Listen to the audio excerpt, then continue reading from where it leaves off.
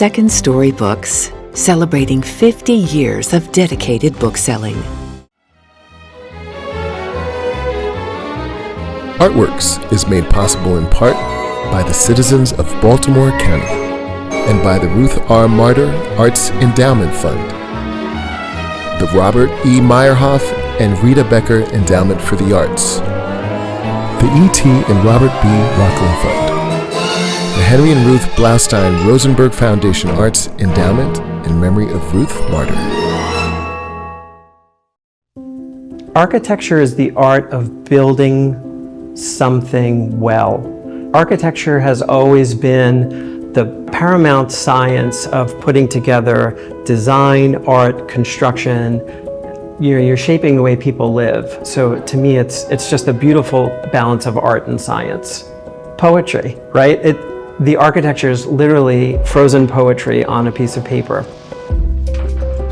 Several ways you go about it. You go about it by studying a lot of precedent, a lot of architecture that's been done in the past. That's what I based my whole career on, is studying these geniuses of the past, right? So I look at the English architect Edwin Lutyens, who's a hero of mine. I look at the American practice of McKim, Mead & White, who was a turn-of-the-century architect that produced so many beautiful buildings. So I'm constantly looking backwards to then go forwards. Present day, Robert A.M. Stern is one of my heroes as far as architecture goes. And then it's really just about that art and intuition. What moves you, what drives you, what you think would be appropriate for the project of your client's choice, of knowing that if something's tall, maybe I need to draw something that's a little lower to balance that out. And then so that there's a sense of rhythm and there's a sense, it's almost like music. You're composing something in a sense on paper before it gets to be built. So that's what's really beautiful about architecture.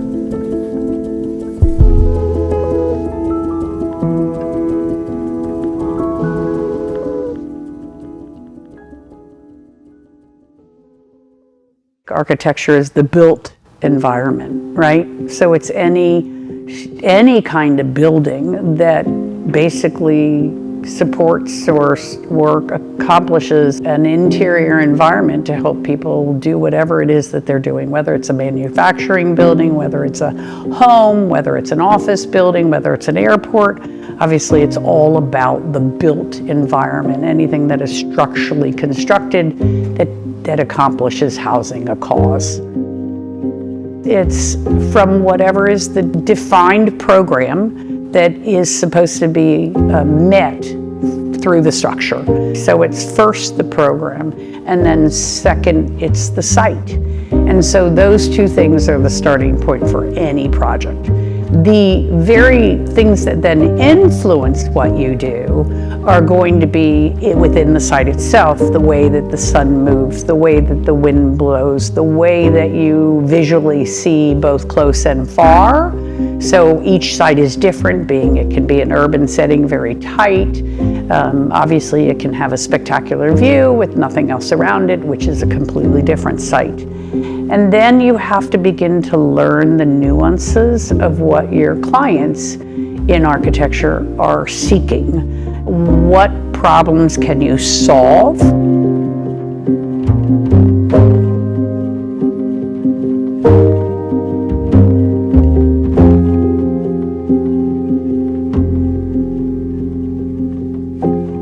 My name is Catherine Purple Cherry. I go by Kathy Cherry.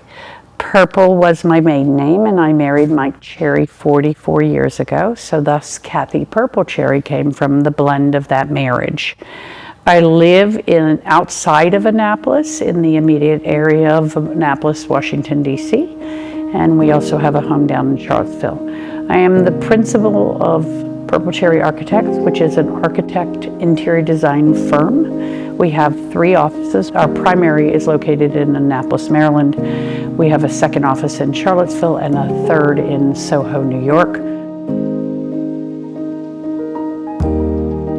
I think in general, being 66 years old, I think that it's important that everybody realize that you get to a point in age where you actually can look back. So my mother was a performing artist and a physical fine art artist. And so I think that she raised us always doing all kinds of fine art.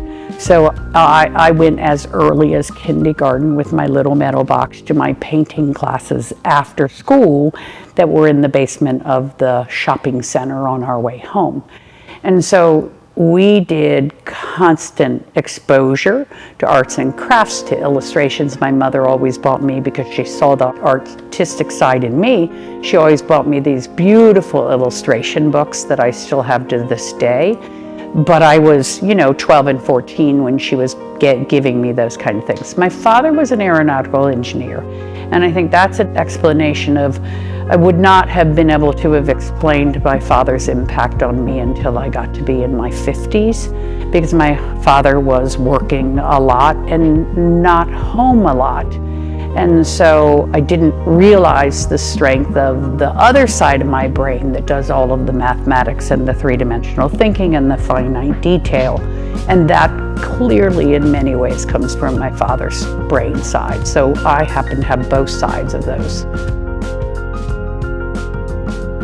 I am the 6th child of 8 children. While I was young, 2 of our family members had passed away, the young ones, through accidents and illness. There's no question that I was the one that if you looked at sideways, I would run off in tears, right? You didn't know how to deal with me because I was hypersensitive. So I think that I was born with a really deep emotional intelligence, or whatever that was, that wired me to be super sensitive to anything, people's body language, what they said. But now you need to compound that with trauma. So the trauma to me, I think, is a skill. Hopefully everybody learns that trauma is incredibly difficult to go through, but it is in fact its own gift. And in a variety of multiple traumas within my lifetime, it is absolutely what has formed me to probably be truly more and more patient, more and more empathetic, etc.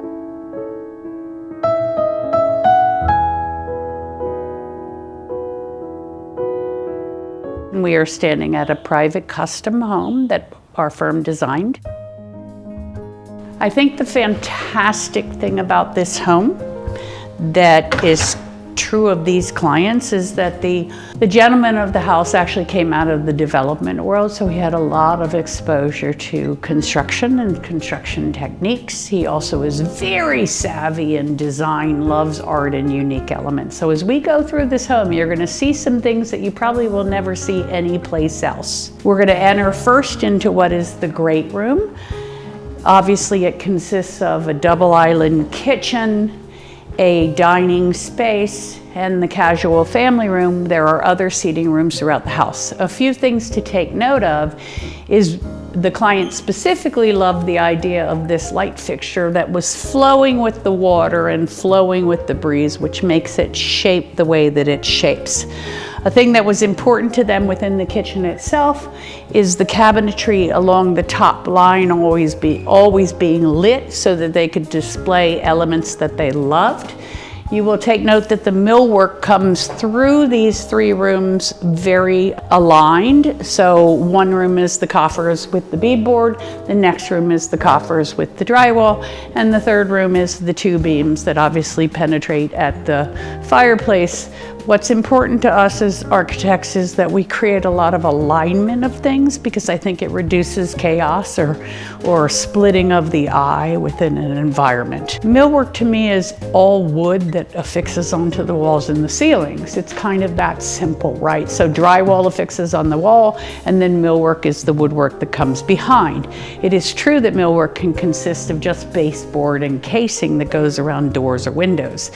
Where millwork starts to get heavier and heavier is in built-ins, such as built-in bookcases, in ceiling applications that you're seeing here, and you'll continue to see them throughout the home. Millwork really drives the function of the interior of the home, setting the emotion. Millwork really does do that. And for every space, you probably we're able to achieve a different emotion. If you want to come home and kind of feel more relaxed, we can do that by softening down some of the millwork in a bedroom or in a living space. Kitchen might be, or a stair hall in a foyer might be a little bit more elaborate, and it kind of sets that excitement when you first walk into your house.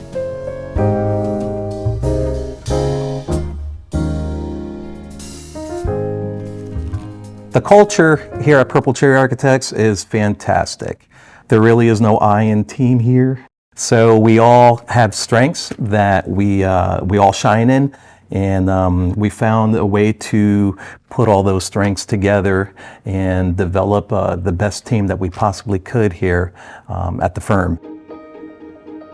Having lived in the Annapolis area for over a decade, I was familiar with Purple Cherry, the brand, and of course driving by the iconic office building on Rao Boulevard on the way into downtown Annapolis. That's sort of a calling card of the firm, if you will. But it goes much beyond that. You know, the firm has been around for over 30 years, and beyond just being known locally, the firm is now really known nationally. And I think what strikes people the most is when they get to meet our team and how our team is sort of an extension of that brand. So our tagline is purpose in architecture, and that it was very intentional for a number of reasons. So Kathy has a passion for working with nonprofits and working with individuals with disabilities. And so everything that she does in that realm is purposeful.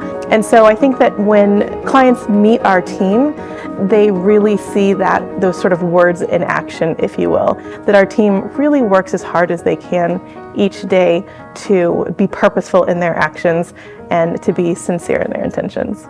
For decades, I have been a consultant influencing learning and living environments of adults and children with disabilities. And for me, when I am in that world, what's important to me is to help set the architecture, the floor plan to where it provides the best interaction between the key players that are supporting these individuals.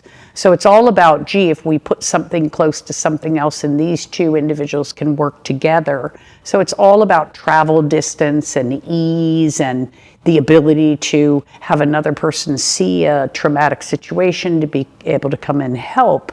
So those strategies of knowing that and reflecting through that, to me, I do that exact same thing in architecture of residential. Probably my staff hear me speak a lot about, I need you to put yourself in the home, not two-dimensionally draw a home, not think that the plan is great, but physically put yourself in it and feel yourself walking through to literally find the things that would drive you crazy. Right? Like, would it drive you crazy that a door opens across another door? Would it drive you crazy that you have to get to the switch behind the other door? And you really don't know those things if you can't put yourself into that environment, right? Otherwise, then you're finding out after the house is built and you're slamming your head on the wall going, oh my God, why did I do that? Right? And for me, the last thing I ever want is clients to go, oh my gosh, the architect did that and I have no idea why. That's like the worst thing for me. So beginners could even start doing it that way, where they want to test their drawing skills. Everyone could be a really good drawer or artist. With any good drawing, the more drawings I've studied, it's always been about what you leave out. And what's great is, you know, we use a lot of tracing paper here at the office. So if you wanted to start just basic, how I learned is I would trace really beautiful drawings, and just putting a layer of paper on over a drawing, and then be able to kind of find the lines that are important to a house, and then find that balance. And then what's great about that is then you could pull that back and say, well, I like that or I don't like that. That's how I encourage young architects to do it. So usually I'm one of the early people into a project because I'm going to be creating the schematic designs for the clients. So they will come to us with a program, they will come to us with inspiration images, and I would sit down and start to create the design sketches, both in plan and in elevation, of what the house could look like. So really I'm dealing with imagination at its best for our clients. It starts off quite easy. It's basically what we call a kickoff meeting. It's going onto the property with the group that's going to be working on the property, not going on it alone. So I'm always bringing my group that will be the part of the team that will do that project. My concerns always are for mixed signals and lost information. Got it? So the kickoff happens, and during the kickoff, it includes a lot of questions, especially coming out of me, and a lot of diagramming in front of the clients. We start in a conceptual phase For the garden, we often call it the master plan, where we'll take a piece of land and we'll sketch lots of ideas. We like to be involved right away. Like if a homeowner finds a piece of land they fall in love with, hey, they want to build a house for their family, we like to be there to, along with the architect, walking the land, figuring out like where should this house sit. You know, we look at things like the breezes, like, you know, the winter breeze or the summer breeze. We track how the sun moves through the land. We look at like elevation changes and views and like what you want to see and what you don't want to see. And you put all that together with the mind of a landscape architect and the mind of an architect, and you end up with like the perfect place for the house.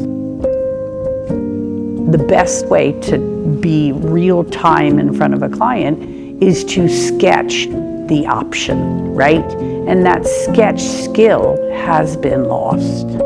And so it's funny, as I teach some of my team, even if they don't have the sketch skill, the trick is that you need a loose hand. There's a difference between having a very rigid hand because you're attempting to try to make everything perfect. And when you draw rigidly and attempt to make it perfect, what it ends up looking like is very elementary, like almost your 6-year-old did it, because it's like this wannabe straight, but it's not quite straight, and it comes to a perfect point, but then, and it's when you do a sketchy hand where you're going up and down and sketching back and forth, that is a much sexier hand. So teaching people who are not comfortable with drawing that sketchy and messy is better than perfect is really the case.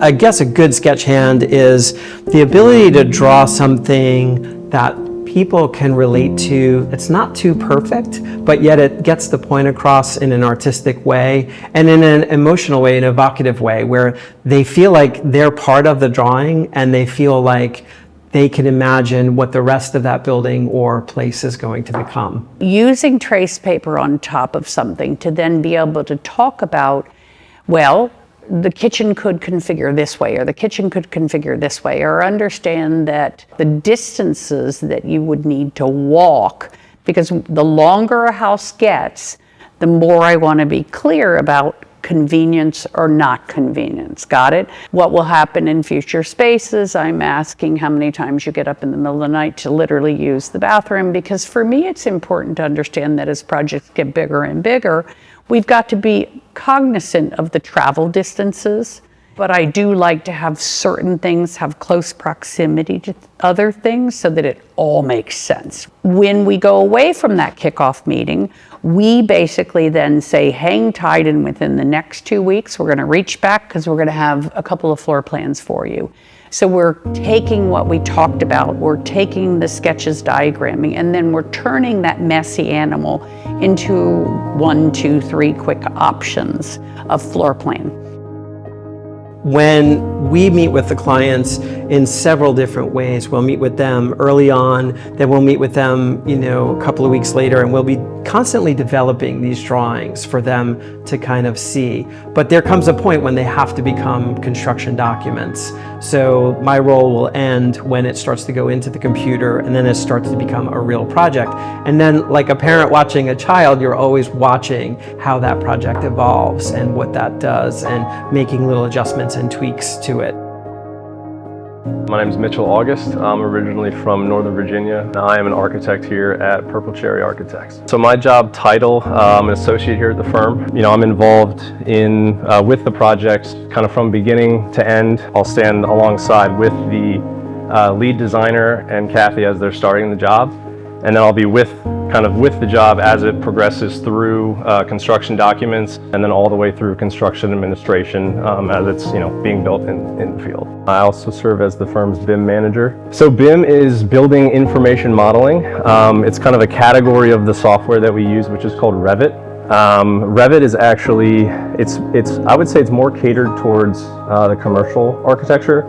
It does really well with large-scale buildings, and it allows for all the different consultants to, structural engineers, mechanical engineers, electrical engineers, everybody to kind of work within one model, so everybody can be looking at the same thing, everybody can have, the same backgrounds, they'll all be working under the same shell, but it'll allow each of them to kind of do their respective work and come together in one model. And the benefit is that you can really see where clashes happen. So that's kind of where Revit stands out in the commercial side of things, because say we've got door heads coming through, and then a structural engineer has a beam coming across it, but the mechanical engineer might have a piece of ductwork that's coming through as well. And Revit has some pieces to it that allow those clashes to kind of be highlighted, and it really helps minimize any sort of errors in the field. So that's why it works really well for commercial, but we use it here on a residential basis simply because of the customizability, I guess, if you will, of the models that we can produce. Commercial architecture is anything that houses anything, let's say anything that's not residential. And then residential architecture can cover multiple things. It can be single-family home duplexes, multifamily, sky rises, all different kinds of housing is still residential. And what's important to understand is what falls under what is our international codes of commercial work and life safety requirements versus what falls under our residential code requirements. In the world of when we're doing commercial work, believe it or not, all of our railings must be taller. In the world of doing residential work, our railings can be shorter. In commercial work, the biggest lift, besides just doing beautiful and programming, the biggest lift is understanding fire ratings, understanding construction techniques, understanding how complex mechanical systems are delivering through these structures. That's commercial. There can be a tremendous amount of creativity in commercial when the budgets are there to allow it, and most specifically also when you're doing work that the clients want that creativity. So a great example of commercial with high level of creativity is hospitality and restaurant work, right? You can go into a restaurant and be mind blown by what's happened. And so a lot of that stepping into that emotional interior detailing is really kind of stepping into the residential while you're doing that commercial finish work. And I certainly also see it when you go into, say, museum or exhibit type projects where you get the opportunity to do something very clever that creates an emotion within the visitor, like the Holocaust Museum, right? Commercial, but by no means boring, just powerful in its architecture. I think informationally, it's really beneficial when we're using Revit, because it's a little tricky to think about, because a lot of times, when people used to use AutoCAD or just hand draw, everything you're drawing is literally just a line. But within Revit, what you're drawing in 2D looks like a wall, but everything that you do has a third dimension to it, even if you're looking at it in plan and it only looks like 2 dimensions. So, when you're drawing a wall, you're not just drawing 2 parallel lines, you're drawing an actual wall where the lines are there, but then it also has a height constraint to it as well. This software is not only a benefit to our clients, but it's also a benefit to us too. So as we're going through and modeling and laying in our walls and furniture and things like that, we're able to see in real time, these walls come up, and we're able to see and visualize the space as we're designing it, which only helps us make more informed and better informed decisions as we're going through. I was talking about kind of the dual screen setup. So pretty much everyone in the office on the big screen will have Revit pulled up here, and this is where all the magic happens, if you will, right? So this is the model that we're creating. This is what the construction documents are created from.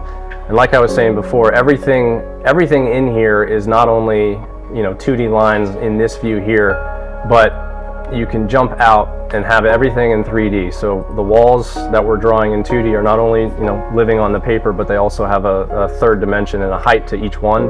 When we're drawing lines for the roofs, we're not, again, just drawing lines. Each one is actually, it's a roof that has structure to it. So this is a 3D model that the clients will have the ability to kind of walk through and really experience the space and really feel how each room is going to feel when they get into it. So on the smaller screen here, but I'll drag it over so it's a little bit bigger, this is the Enscape program that I was mentioning before, where it's a real-time rendering software. And this is a tool that we can give our clients as well after a meeting per se, and we can just let them view it over the weekend so they can walk through. But this it's set at the height of the human scale, and you can fly around the building fly into the building. And again, it takes the kind of the raw construction documents that we're producing that the contractor wants, with the dimensions and the construction tags and callouts and things like that. But it also gives the clients a real-time visualization of what the interior space is going to look like. It's all about, to me, understanding people, and it's all about being able to communicate with people, and it's all about being able to learn more and more about life, because you don't know everything, right? So to be able to learn from others things that influence life and then translate that into a better built environment is really the goal, to me, of an excellent architect.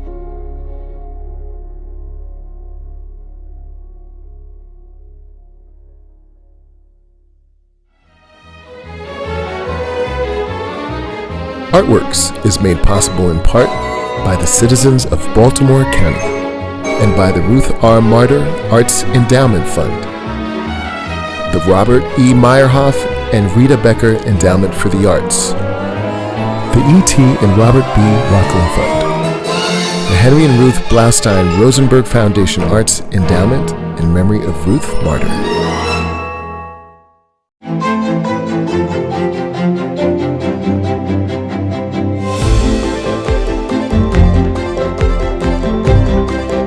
Second Story Books, celebrating 50 years of dedicated bookselling.